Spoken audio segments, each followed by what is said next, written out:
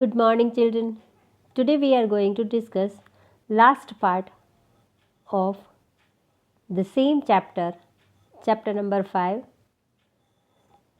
Two topics which were remaining that we will discuss today.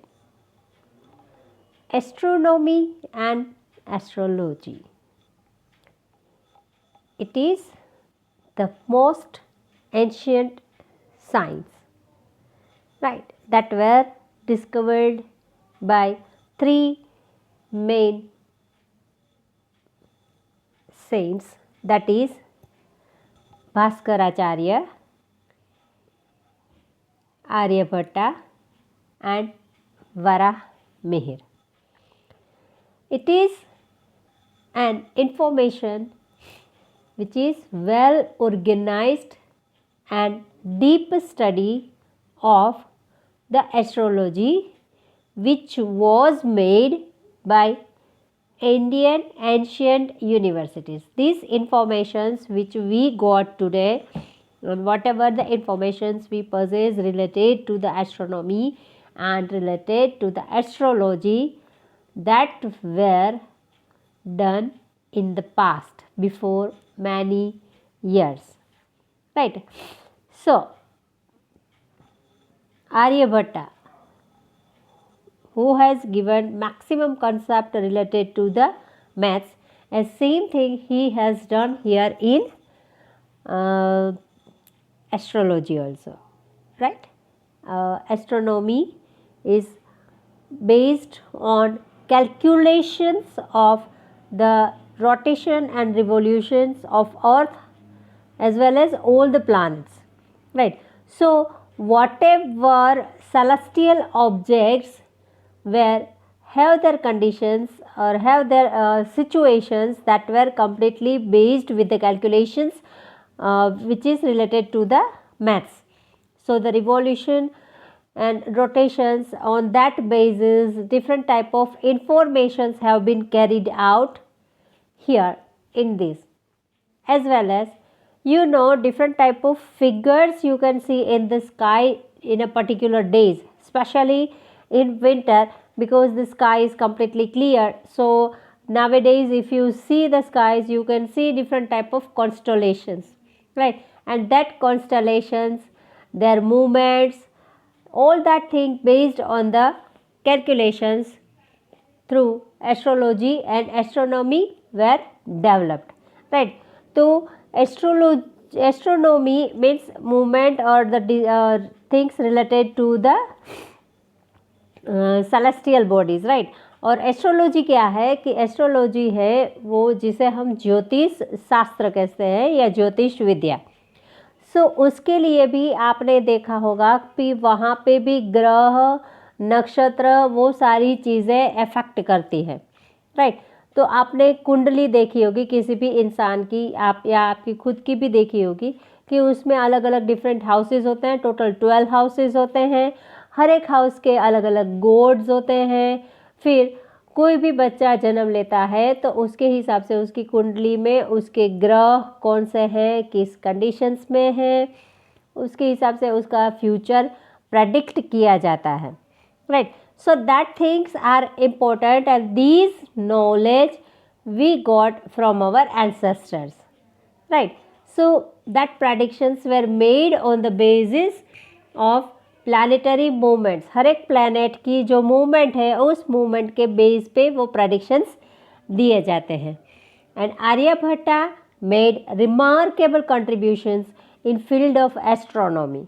Aryabhatta का सबसे best और सबसे ज़्यादा कंट्रीब्यूशन है इसमें एस्ट्रोनॉमी में, राइट?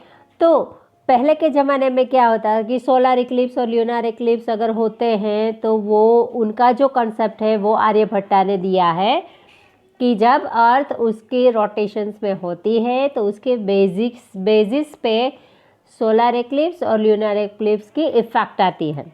पहले के ज़माने में लोग ऐसा बोलते थे कि कोई एक बड़ा राक्षस है, वो थोड़ी देर के लिए सन को या मून को ग्रैब कर जाता है, इसकी वजह से ये ल्यूनर इक्लिप्स और सोलर इक्लिप्स होते थे। बट उसका जो कैलकुलेशन वाइज नॉलेज, उसकी इफ़ेक्ट, उसके मूवमेंट्स, वो सारी इंफॉर्मेशंस हमें दी आर्यभट्टा ने. Okay, and he declares that the earth rotates on its axis, and he proved that the basic reason for lunar eclipse is the shadow of the earth, which was addressed as अजहरबार by the scholar. तो उनको ये address किया जाता था, means इसको lunar eclipse को बताया जाता था कि ये अजहरबार है, राइट. और in the same manner Brahmagupta popularized the law of gravitation in his book ब्रह्म सिद्धांत. और इसी तरीके से ब्रह्मगुप्ता ने भी अपनी जो बुक है ब्रह्म सिद्धांता, उसमें भी बताया है कि ये जो ग्रेविटेशनल लॉ या ग्रेविटेशन की इफेक्ट से ये पूरा प्लानिटरी रिवोल्यूशन सिस्टम चलता है, और उसकी वजह से जब एक प्लैनेट के पास एक प्लैनेट जब रिवोल्यूशन में एक प्लैनेट के पास दूसरा प्लैनेट आ जाता है, तो उसकी वजह से अर्थ और सन जो पास में आ जाते हैं, या सन और अर्थ के बीच में मून आ जाता है, तो इस वजह से ये इक्लिप्स होते हैं, right. And that happens on fortnight, right. Means जो पूर्णिमा का दिन होता है, या तो mainly new moon day, right, अमावस्या और पूर्णिमा, उसके हिसाब से सूर्य ग्रहण, चंद्र ग्रहण होते हैं. ओके, और इन सारे कंसेप्ट के बेस पे ये सारी जो कैलकुलेशंस मेथड्स है सेलेस्टियल बॉडीज़ की, सेलेस्टियल ऑब्जेक्ट्स की, उसके बेस पे आर्यभट्ट के नाम से फर्स्ट सैटेलाइट लॉन्च्ड किया गया था, राइट. एंड उसे इसकी मेमोरी में, आर्यभट्ट की मेमोरी में उसको नाम दिया गया था Aryabhatta. It was India's first satellite, right. Then next बात करें तो एस्ट्रोलॉजी की. एस्ट्रोलॉजी के बारे में maximum informations we got from Varahamihira. He was also one of the Indian mathematician who was born in the Avanti region and brought up in Ujjain, Madhya Pradesh, right. So he was the great astrologer and astronomer. तो astrology में भी इनका contribution है, उसके अलावा astronomy में भी. तो उन्होंने इनको 3 पार्ट में डिवाइड किया है एस्ट्रोलॉजी को, right, which is known as tantra, hora and संहिता. ये 3 डिविजन्स है जो जिसके बेस पे पूरा एस्ट्रोलॉजी वर्क करता है. और इसके रिलेटेड उन्होंने ग्रंथ भी लिखा है which was known as Brihad Samhita, which gives informations regarding effects of planets on man's future, his characteristics, various classes of animals, time of marriage, ponds, wells, gardens and good omen for sowing. तो सारी चीज़ें कुंडली के हिसाब से सारी information कुंडली के हिसाब से मिलती है. शादी कब होगी, उसका फ्यूचर कैसा होगा, वो कौन से गण में आता है. जैसे गण होते हैं, आपने पंचांग में देखा होगा कि हर एक राशि के हिसाब से, उसके अक्षर के हिसाब से उसका अलग अलग गण होता है, तो वो इन्फॉर्मेशन मिलती है. फिर पॉन्ड्स, वेल्स, गार्डन्स और कौन से नक्षत्र में या कौन से टाइमिंग में सोइंग करना चाहिए एग्रीकल्चर के रिलेटेड. फिर ज़मीन में कहाँ पे ऐसी जगह है जहाँ पे पानी अवेलेबल होगा. ये सारी चीज़ें भी सारी इन्फॉर्मेशन यहाँ से मिलती है.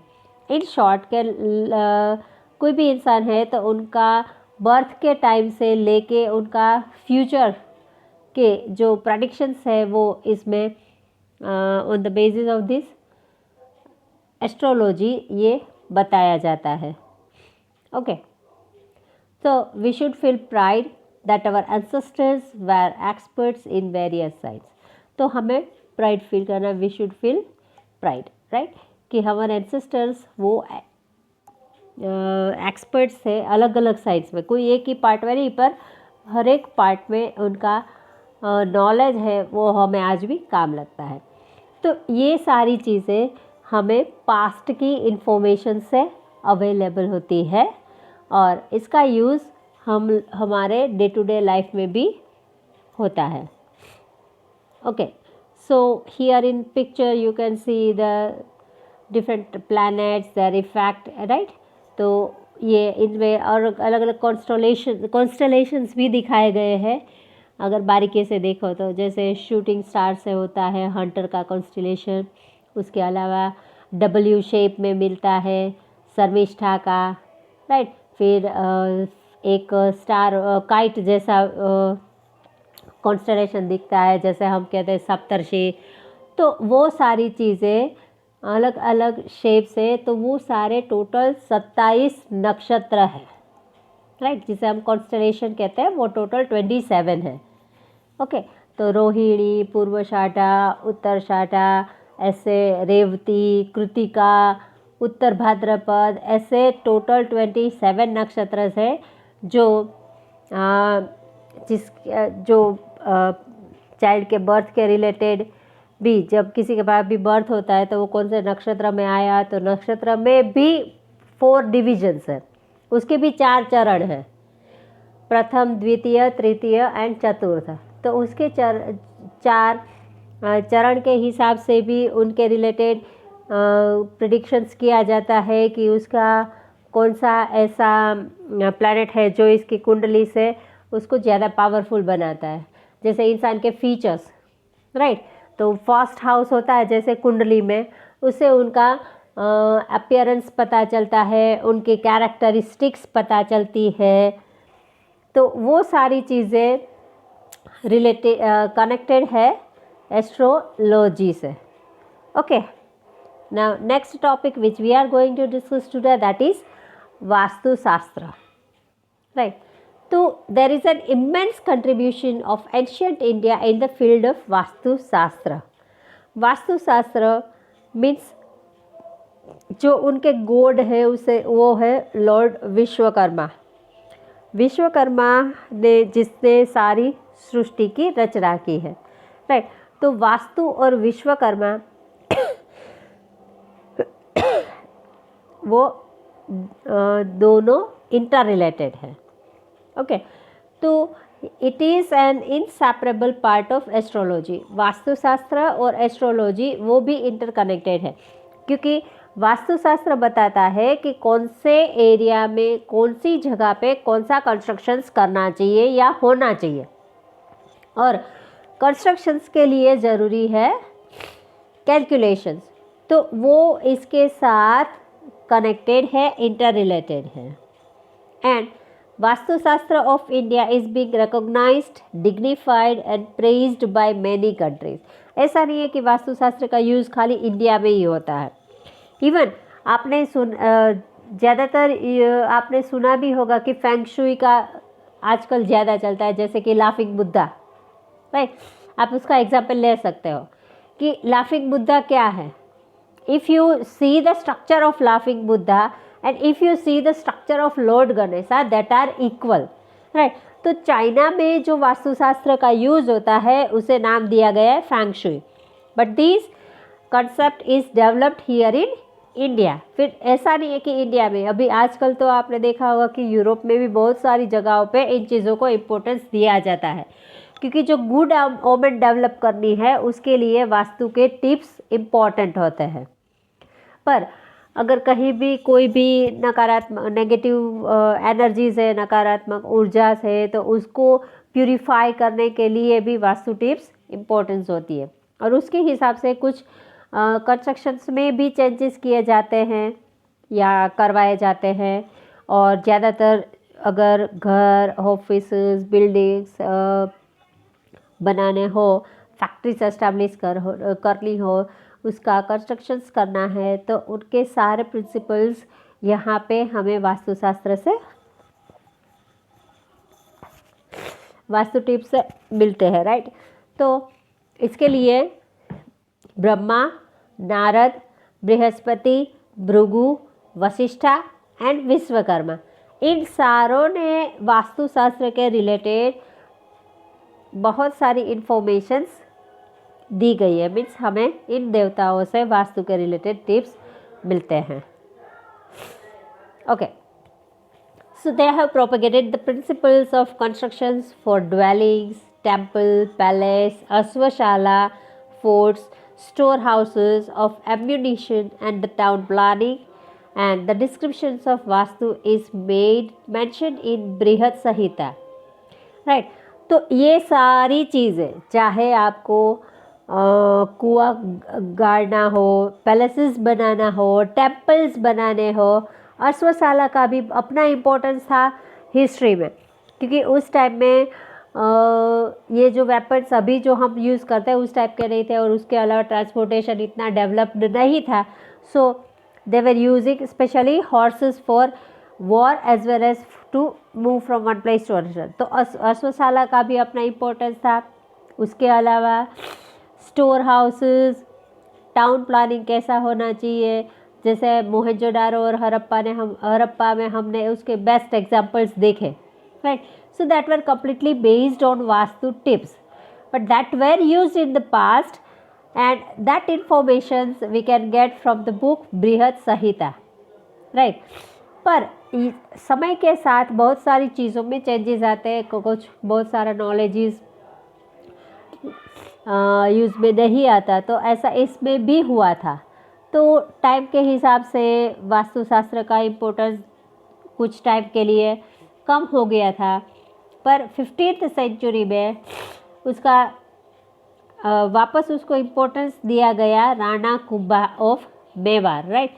मेवाड़ के जो राणा थे उन्होंने इसको वापस हाईलाइट किया, और इसका इन्फॉर्मेशन, इनके जो रेगुलेशंस है उनको वापस, इस वर्जन को वापस डेवलप किया, right. And according to the traditional belief, Vishwakarma was the first architect of god. He divided Vastushastra into 8 sections, and various information of Vastushastra like section of place, shapes, structures, proper planning of things, temples, Brahmasthan, dining room, bedroom etcetera are mention. जैसा कहा जाता है कि Lord Vishwakarma है, वो वास्तुशास्त्र के first architecture है, God, right. और उन्होंने वास्तुशास्त्र को 8 अलग अलग सेक्शंस में डिवाइड किया गया है, और उसके बेस पे सारी इन्फॉर्मेशंस मिलती हैं, ओके। और ये जो टिप्स दी गए हैं, ये जो प्रिंसिपल्स यूज़ किए गए हैं, वो इवन टुडे फॉरेनर्स भी यूज़ करते हैं, ओके।